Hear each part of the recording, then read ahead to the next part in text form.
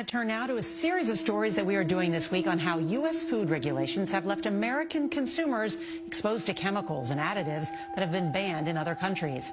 Potassium bromate is a suspected carcinogen that's banned for human consumption in Europe as well as China and India, but legal in the U.S., where it's used by some food makers to strengthen dough and estimated to be present in over 100 products.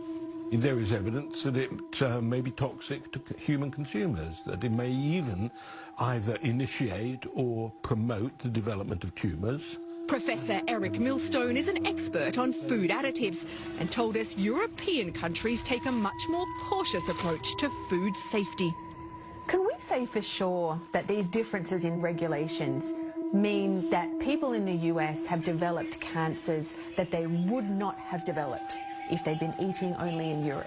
I think that that is almost certainly the conclusion that we could reach.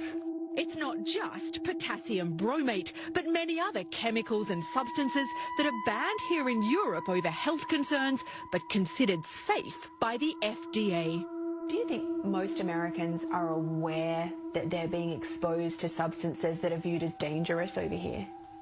They probably just think, well, if it's available and it's in the store, then it's probably fine. Is food safety a part of that decision? For sure, yeah. How am I going to protect my children when it's just everywhere? I really want to make this point. If you came down, as an alien to Earth, to the United States, and saw what was going on, 80% of adults obese or overweight, metabolic dysfunction, 8 of the 10 top killers tied to food, just getting away from our evolution, right?